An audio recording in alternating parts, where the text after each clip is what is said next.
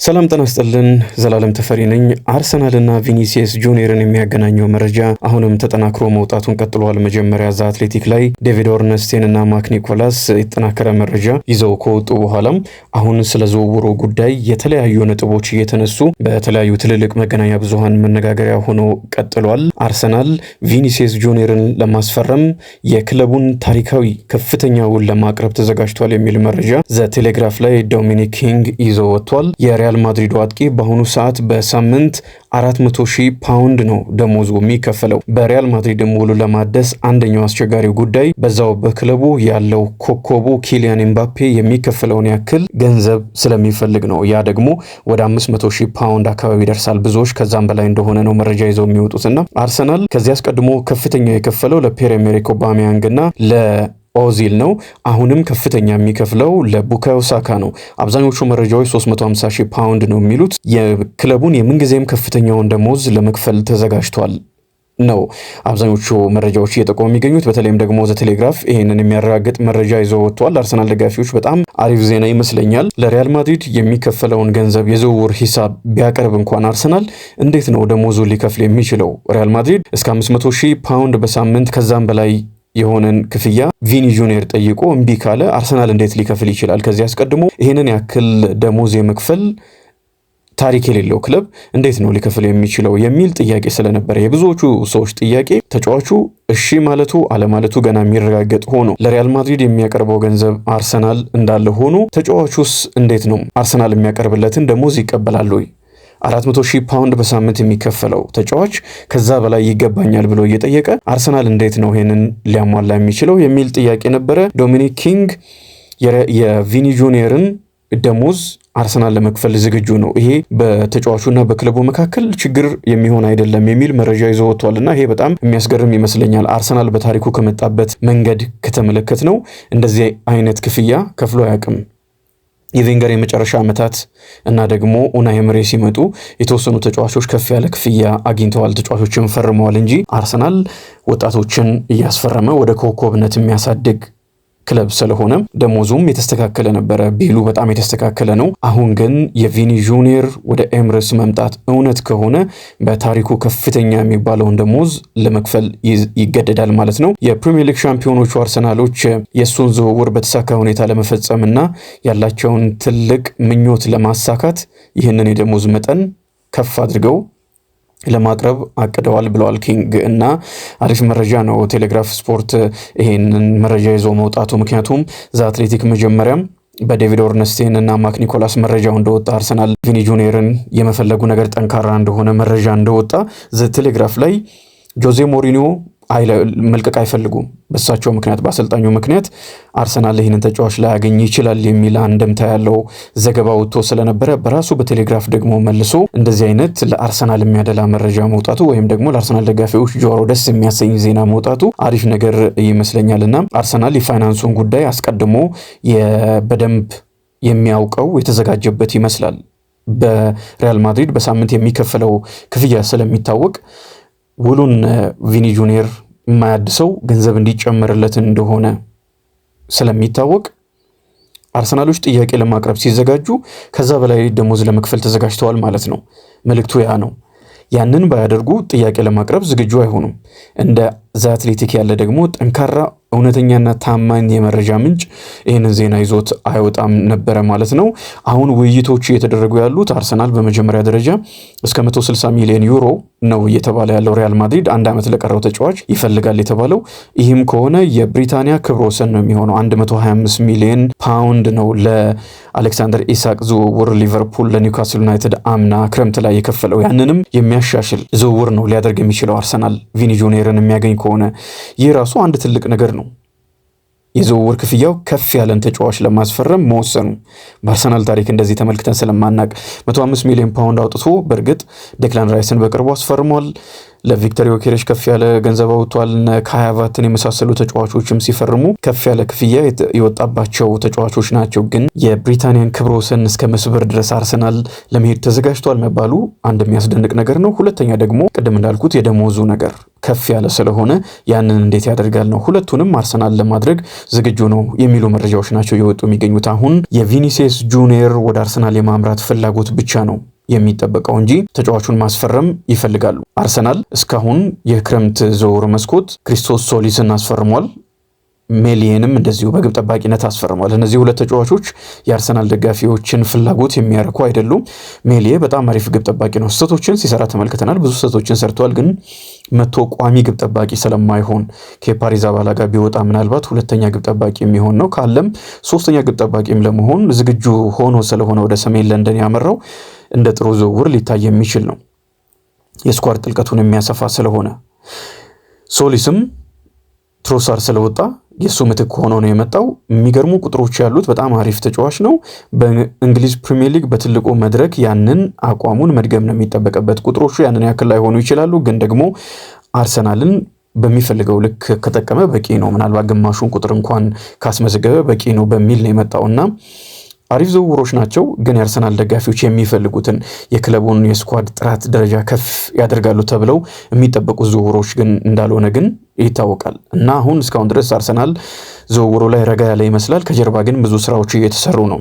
የክለቡን ጥራት የሚያሳድግ ከሆነ አሁን እንደምንሰማቸው አይነት ስሞች መሆን አለባቸው። ቪኒ ጁኒየር፣ ጊማሬሽን የመሳሰሉ ተጫዋቾች መሆን አለባቸው። እነዚህን ተጫዋቾች ደግሞ በቀላሉ ሊያገኝ አይችልም እና ብዙ ውጣ ውረድ ሊኖረው ይችላል።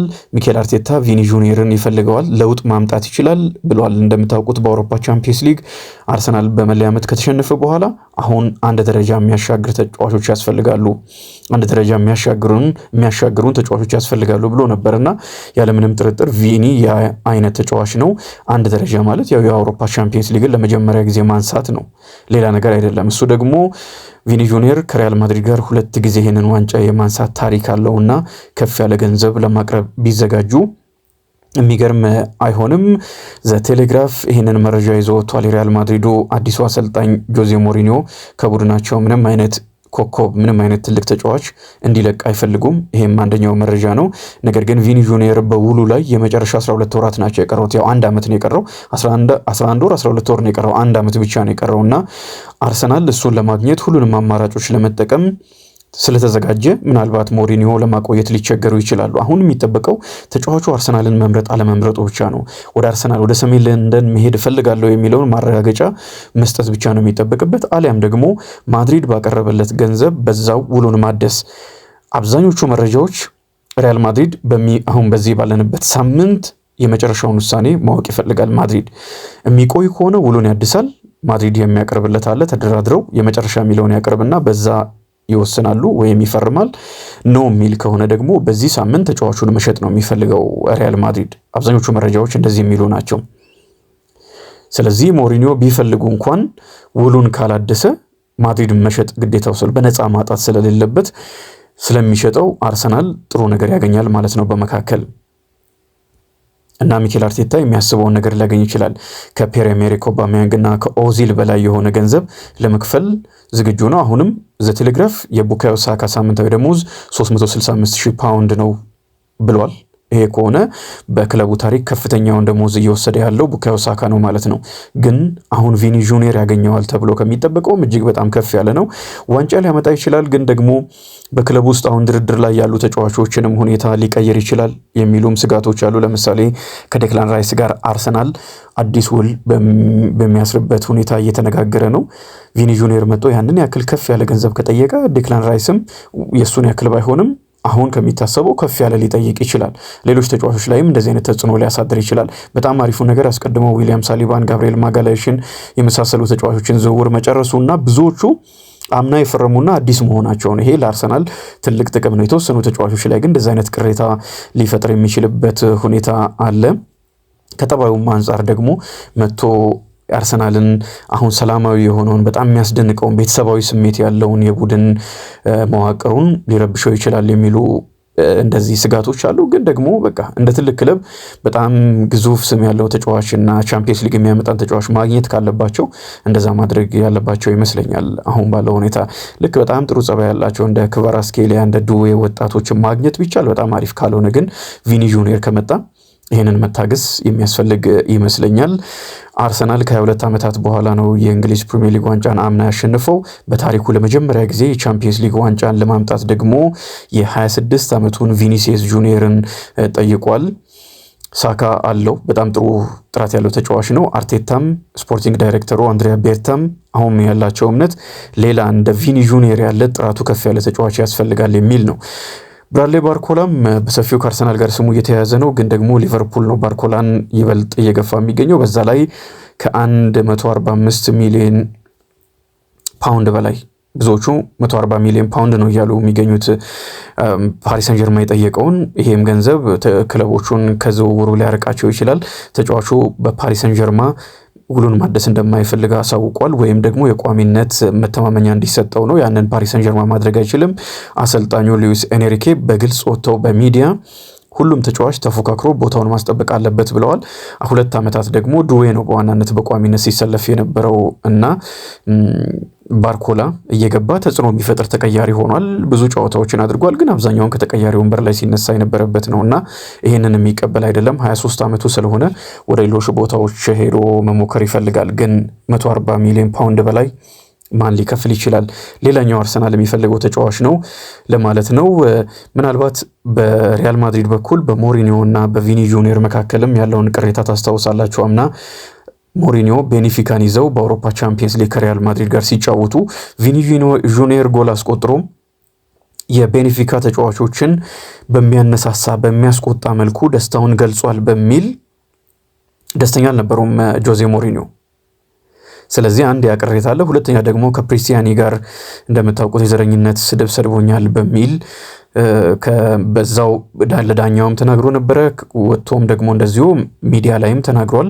ፕሪስቲያኒም የ6 ጨዋታዎች ቅጣት ተቀጥቷል እና በዚህም ምክንያት በአሰልጣኙና አሁን የሪያል ማድሪድ አሰልጣኝ በሆኑት በጆዜ ሞሪኒዮ እና በቪኒ መካከል ግጭቶች ነበሩ። ያንን ማስተካከል ሊችሉ ይሆናል። ጆዜ ሞሪኒዮም እንዲቆይ ይፈልጋሉ ሲሉ ያንን ነገር ሳያስተውሉ ቀርተው አይደለም፣ በደንብ ያውቃሉ። እና አንደኛው ግን ችግር እንደ ችግር ግን የሚነሳ ነው። ስለዚህ አርሰናል ቪኒ ጁኒየርን ይፈልጋል። የገንዘብ ጉዳይ ችግር አይደለም የሚል መረጃ ደግሞ ዘ ቴሌግራፍ ይዞ ወጥቷል።